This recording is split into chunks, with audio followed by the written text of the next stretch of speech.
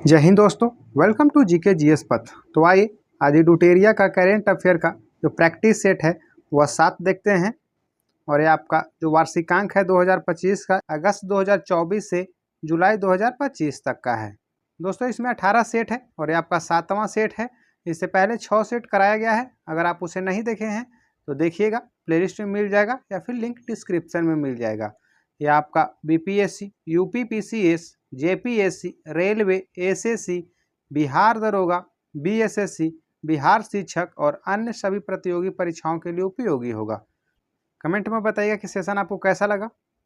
ये आपका practice set 7 है। तो आइए शुरू करते हैं। पहला क्वेश्चन है, नमामि गंगे कार्यक्रम से संबंधित निम्नलिखित कथनों पर विचार करें। इस कार्यक्रम को 42,500 करोड़ रुपए कुल परिव्यय के साथ मार्च 2028 तक बढ़ाया गया है। यह गलत कथन है। गंगा नदी तथा उसकी सहायक नदियों के संरक्षण के लिए 2014 में शुरू किया गया था। सही है। फोकस क्षेत्र सीवेज उपचार, जैव विविधता, नदी की सतह की सफाई, वनरोपण और जन जागरूकता थी। तो यह भी सही है। सत्य कथन का चयन करना है। 2 और 3 कथन सत्य है। ऑप्शन सी सही हो जाएगा। पहला कथन इसमें गलत हो जाएगा क्योंकि मार्च 2028 तक जो है 42,500 नहीं 22,500 करोड़ जो है आवंटित किया गया, याद रखिएगा। और इसे शुरू किया गया था 2014 में।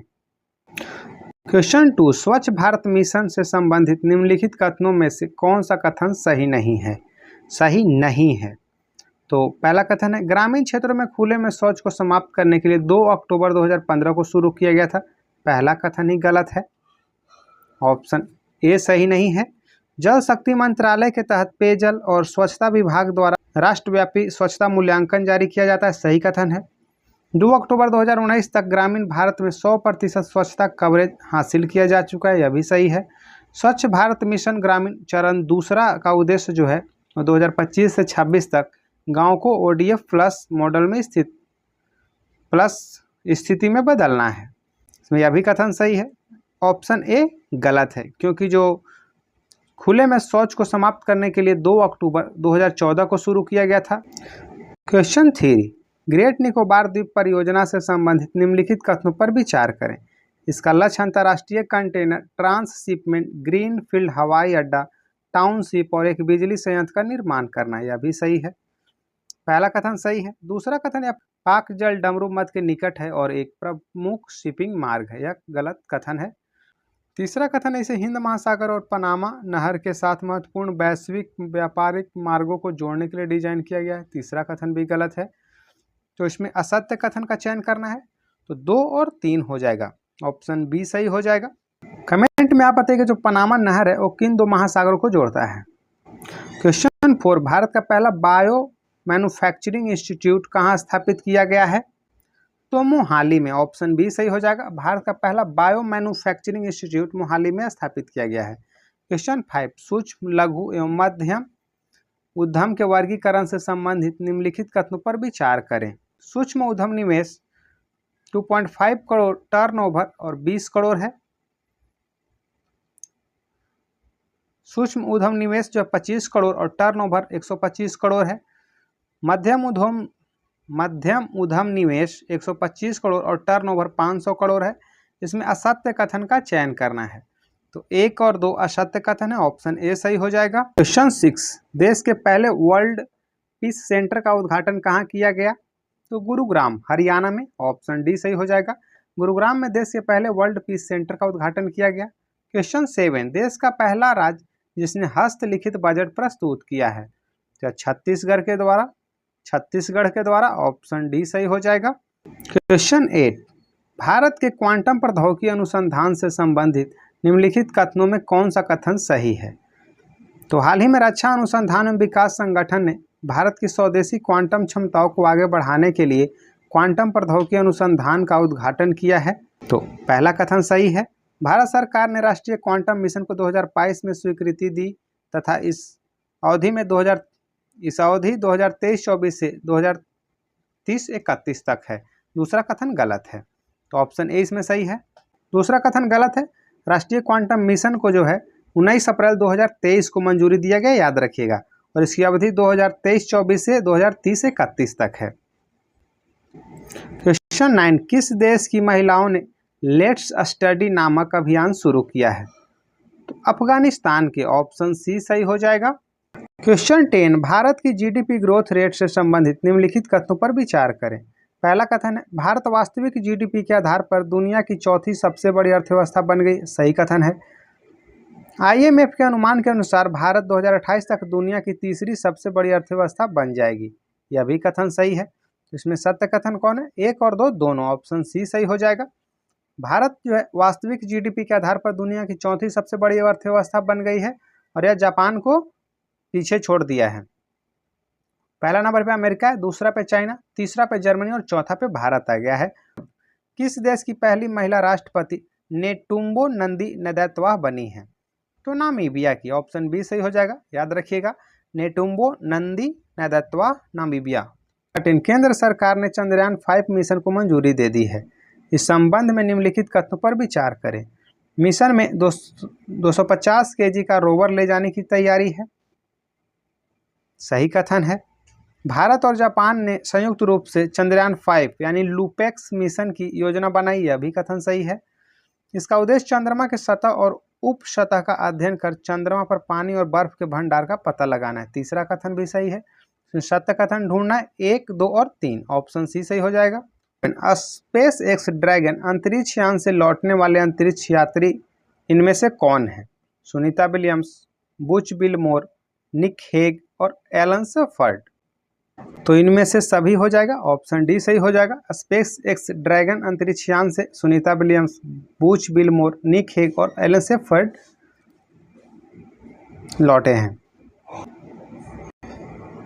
और स्पेस एक्स क्रू 9 मिशन के हिस्सा थे सभी, याद रखिएगा। क्वेश्चन 14, मशहूर मूर्तिकार राम सुतार से संबंधित निम्नलिखित कथनों पर विचार करें। उन्हें हाल में महाराष्ट्र भूषण पुरस्कार से सम्मानित किया गया। सही कथन है।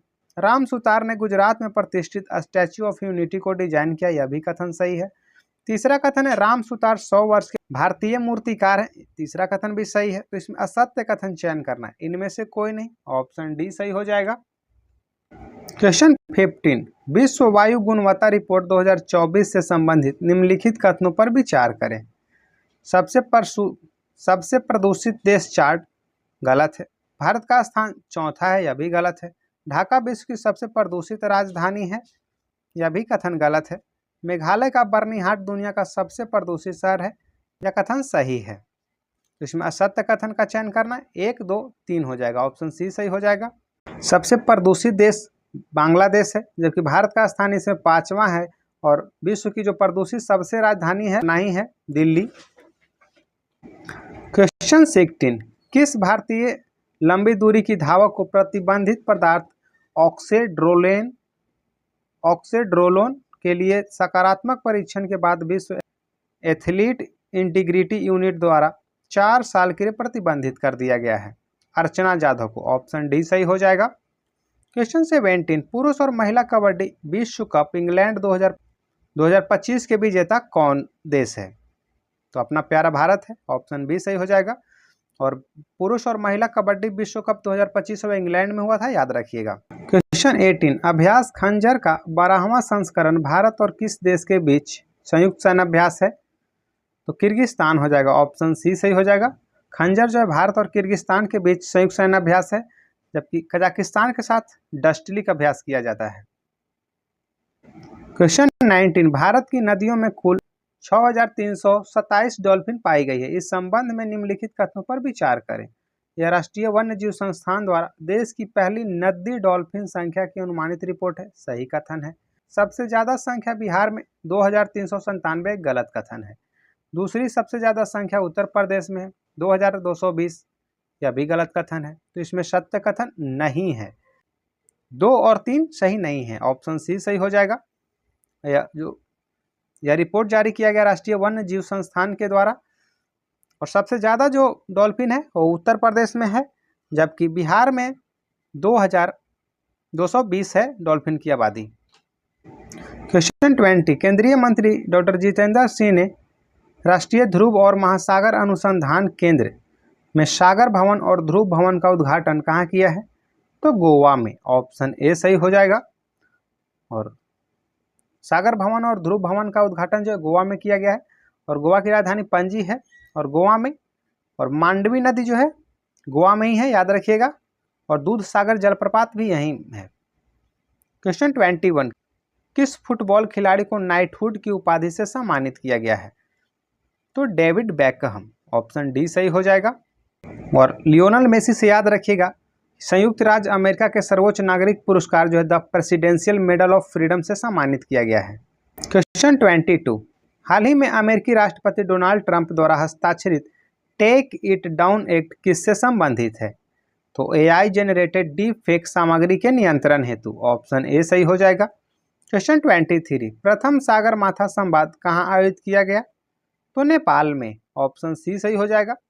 और एवरेस्ट को नेपाल में किस नाम से जाना जाता है, आप कमेंट में बताइएगा। क्वेश्चन 24, हाल ही में केंद्रीय मंत्रिमंडल ने किस राज्य में उत्तर भारत का पहला सेमीकंडक्टर विनिर्माण संयंत्र स्थापित करने की मंजूरी दी है? तो उत्तर प्रदेश में, ऑप्शन बी सही हो जाएगा। क्वेश्चन 25, भारत का प्रथम राज्य कौन है जिसने विधानसभा कार्यवाही का प्रसारण सांकेतिक भाषा में किया है? पंजाब हो जाएगा, ऑप्शन ए सही हो जाएगा। पंजाब के द्वारा विधानसभा कार्यवाही का प्रसारण सांकेतिक भाषा में किया गया है। क्वेश्चन 26, मैथिली भाषा के लिए कविता संग्रह बनारस आ हम के लिए किसे साहित्य अकादमी युवा पुरस्कार 2025 से सम्मानित किया गया है? तो नेहा झा मैनी को, ऑप्शन ए सही हो जाएगा। बिहार के किसी भी एग्जाम के लिए काफ़ी इंपॉर्टेंट रहेगा, यह मैथिली भाषा के लिए मिला है। दोस्तों इससे पहले भी 6 सेट जो है प्रैक्टिस कराया गया है, अगर आप उसे नहीं देखें तो देखिएगा, प्लेलिस्ट में मिल जाएगा। और वीडियो पसंद आए तो वीडियो को लाइक कीजिएगा, चैनल को सब्सक्राइब कीजिएगा और दोस्तों के साथ शेयर कीजिएगा। क्वेश्चन 27, हालिया संदर्भ में चर्चित शब्द 3R किससे संबंधित है? तो सर्कुलर इकोनॉमी से, ऑप्शन बी सही हो जाएगा। चक्रीय अर्थव्यवस्था से 3R संबंधित है। Question 28, rising north the east investors summit 2025 का उद्घाटन किसके द्वारा किया गया? तो प्रधानमंत्री के द्वारा, ऑप्शन ए सही हो जाएगा। क्वेश्चन 29, कभी कभी समाचारों में देखी जाने वाली STEM जो स्टेम है का संबंध किससे है? तो शिक्षा से, ऑप्शन ए सही हो जाएगा। और ये आपका स्टेम जो है BPSC में पूछा हुआ क्वेश्चन है, और इसका मतलब है स्टेम से S से साइंस है, T से टेक्नोलॉजी है, E से इंजीनियरिंग है और M से मैथमेटिक्स है, याद रखिएगा। इससे स्टेम शिक्षा से संबंधित है। क्वेश्चन 30, हैदराबाद के नीलोफर अस्पताल में लॉन्च किए गए देश के पहले AI संचालित उपकरण का नाम क्या है जो बिना सुई के रक्त परीक्षण करता है? तो अमृत स्वस्थ भारत, ऑप्शन बी सही हो जाएगा। और ये बिना सुई लगाए ही रक्त परीक्षण करता है, याद रखिएगा, अमृत स्वस्थ भारत। क्वेश्चन 31, महिलाओं और बच्चों की सुरक्षा बढ़ाने के लिए प्रोजेक्ट हिफाजत की शुरुआत किस राज्य केंद्र शासित प्रदेश के द्वारा किया गया है? तो पंजाब के द्वारा, ऑप्शन सी सही हो जाएगा। पंजाब के द्वारा प्रोजेक्ट हिफाजत की शुरुआत किया गया है। Question 32, Stockholm International Peace Research Institute जो सिपरी है की हालिया रिपोर्ट के अनुसार 2020 से 24 के दौरान कुल वैश्विक हथियार आयात में भारत की हिस्सेदारी कितनी है? 8.3%, ऑप्शन बी सही हो जाएगा। क्वेश्चन 33, किस राज्य ने अपने टीकाकरण कार्यक्रम को मजबूत करने के लिए रैपिड इम्यूनाइजेशन स्किल एनहांसमेंट यानी राइज ऐप लॉन्च किया है? तो राइज ऐप उत्तर प्रदेश के द्वारा लॉन्च किया गया, ऑप्शन सी सही हो जाएगा। क्वेश्चन 34, किस राज्य सरकार ने स्वर्गीय रतन टाटा के सम्मान में सेमीकंडक्टर और इलेक्ट्रॉनिक लॉजिस्टिक पार्क क्षेत्र का नाम रतन टाटा इलेक्ट्रॉनिक सिटी रखा है? असम हो जाएगा, ऑप्शन बी सही हो जाएगा। और असम में ही करीमगंज का नाम बदल करके श्री भूमि रखा गया, याद रखिएगा। क्वेश्चन 35, वर्ष 2024-25 में भारत में प्रत्यक्ष विदेशी निवेश जो है FDI के अंतर्वाह से संबंधित निम्नलिखित कथनों पर विचार करें। पहला कथन है, वर्ष 2024-25 में भारत में FDI का अंतर्वाह वर्ष 2023-24 की तुलना में 14% की वृद्धि को दर्शाता है, सही कथन है। सबसे अधिक FDI भारत को मलेशिया से प्राप्त हुआ, दूसरा गलत कथन है। सबसे अधिक FDI सर्विस सेक्टर में 19% प्राप्त हुई है, यह भी सही कथन है। और राज्यों में सबसे अधिक FDI दिल्ली को प्राप्त हुआ, यह गलत कथन है। और जो भारत को सबसे अधिक FDI प्राप्त हुआ वो मॉरिशस से प्राप्त हुआ, याद रखिएगा। और राज्यों में सबसे अधिक महाराष्ट्र को प्राप्त हुआ है। यानी इसमें गलत कथन ढूंढना है, तो गलत कथन हो जाएगा आपका 2 और 4। ऑप्शन सी सही हो जाएगा, 2 और 4। क्वेश्चन 36, हाल ही में किस खाड़ी देश ने टूरिज्म पहल की शुरुआत की है? तो सऊदी अरब। ऑप्शन बी सही हो जाएगा, सऊदी अरब के द्वारा टूरिज्म जो है पहल शुरू किया गया है। क्वेश्चन 37, भारत के जैव प्रौद्योगिकी क्षेत्र के विकास के अंतर्गत किस वर्ष तक भारत की जैव अर्थव्यवस्था 300 बिलियन अमेरिकी डॉलर पहुंचने का लक्ष्य है? तो 2030 हो जाएगा। ऑप्शन बी सही हो जाएगा। और जो देश से मलेरिया, एड्स ये सब बीमारी खत्म करने का टारगेट 2030 है। और कमेंट में आप बताइए कि भारत से टीबी मुक्त करने का जो लक्ष्य रखा गया वो कब तक का है? क्वेश्चन 38, प्राय समाचार पत्रों में चर्चित नारगोनो कारबाख क्षेत्र किस देश में स्थित एक स्वायत्त क्षेत्र है? अजरबैजान। ऑप्शन बी सही हो जाएगा। और अजरबैजान और आर्मेनिया में इसी के लिए अक्सर युद्ध होते रहता है, नागोर्नो काराबाख क्षेत्र। क्वेश्चन 39, केंद्रीय बजट 2025-26 के अनुसार सूक्ष्म, लघु एवं मध्यम उद्यम के वर्गीकरण मानदंडों में संशोधन किया गया। संशोधित वर्गीकरण के अनुसार लघु उद्यमों की निवेश और टर्नओवर सीमा क्रमशः कितनी है? तो निवेश है 25 करोड़ और टर्नओवर है 100 करोड़। ऑप्शन सी सही हो जाएगा। क्वेश्चन 40, हाल ही में संसद द्वारा पारित बैंकिंग कानून अधिनियम 2024 के तहत बैंक खाता धारकों को अधिकतम कितने नॉमिनी रखने की अनुमति दिया गया है? तो 4। ऑप्शन सी सही हो जाएगा। क्वेश्चन 41, 7 से 8 मार्च 2025 को बिहार के पूर्वी चंपारण के मोतिहारी में प्रथम सौर्य वेद नाम उत्सव का आयोजन किया गया, जिसका उद्देश्य है भारतीय सशस्त्र बलों की सैन्य क्षमता का प्रदर्शन कर युवाओं को इसमें शामिल करने हेतु प्रेरित करना। ऑप्शन डी सही हो जाएगा। याद रखिएगा, प्रथम सौर्य वेद नाम उत्सव पूर्वी चंपारण में मनाया गया है। क्वेश्चन 42, 7 से 9 मई 2025 तक गृह मंत्रालय द्वारा देश के कितने संवेदनशील जिलों में नागरिक सुरक्षा अभ्यास का आयोजन किया गया? 244 जिलों में। ऑप्शन बी सही हो जाएगा। और मॉक ड्रिल का जो ऑपरेशन का नाम था ऑपरेशन अभ्यास था, याद रखिएगा। क्वेश्चन 43, युगे युगिन भारत राष्ट्रीय संग्रहालय कहाँ और किस देश के सहयोग से स्थापित किया जाएगा? तो नई दिल्ली में किया जा रहा है, फ्रांस के सहयोग से। ऑप्शन बी सही हो जाएगा। युगे युगिन जो है राष्ट्रीय संग्रहालय है और नई दिल्ली में फ्रांस के सहयोग से बनाया जा रहा है। क्वेश्चन 44, पर्पल फेस्टिवल जो है 2025 निम्नलिखित में से किस एक समूह से संबंधित है? दिव्यांगजन से। ऑप्शन डी सही हो जाएगा, पर्पल फेस्ट 2025।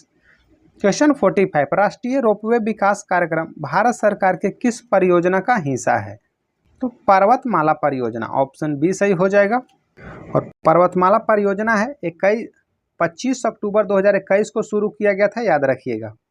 और सागरमाला परियोजना है, यह 2015 में शुरू किया गया था। क्वेश्चन 40, हाल ही में सर्वोच्च न्यायालय ने विकलांगता आधारित भेदभाव के विरुद्ध अधिकार को कौन सा अधिकार घोषित किया है? मौलिक अधिकार। ऑप्शन ए सही हो जाएगा। मौलिक अधिकार यह संविधान के भाग 3 से संबंधित है और संयुक्त राज्य अमेरिका से लिया गया है।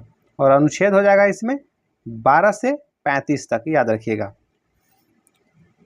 क्वेश्चन 47, एकल महिला स्वरोजगार योजना किस राज्य या केंद्र शासित प्रदेश ने शुरू किया है? उत्तराखंड हो जाएगा। ऑप्शन सी सही हो जाएगा। क्वेश्चन 48, आवास और शहरी मामलों के मंत्रालय ने केंद्रीय आवास आवंटन में दिव्यांग सरकारी कर्मचारियों के लिए कितने प्रतिशत आरक्षण शुरू किया है? 4%। ऑप्शन बी सही हो जाएगा। क्वेश्चन 49, किस राज्य सरकार द्वारा राज्य के पहले वैज्ञानिक कोयला खनन ब्लॉक सरिंगखम ए उद्घाटन किया गया है? मेघालय हो जाएगा। ऑप्शन बी सही हो जाएगा। क्वेश्चन 50, वरिष्ठ नागरिक आयोग स्थापित करने वाला भारत का पहला राज्य कौन है? केरल। ऑप्शन सी सही हो जाएगा। और हरियाणा के द्वारा जो है भविष्य आयोग का स्थापना किया गया है। तो ये थे आपके एडुटेरिया प्रैक्टिस सेट का 50 क्वेश्चन करेंट का। तो कमेंट में बताइएगा आप कि सेशन आपको कैसा लगा। और सेशन पसंद आए तो वीडियो को लाइक कीजिएगा, चैनल को सब्सक्राइब कीजिएगा और बेल आइकन को प्रेस कर लीजिएगा ताकि आपको नोटिफिकेशन मिलता रहे।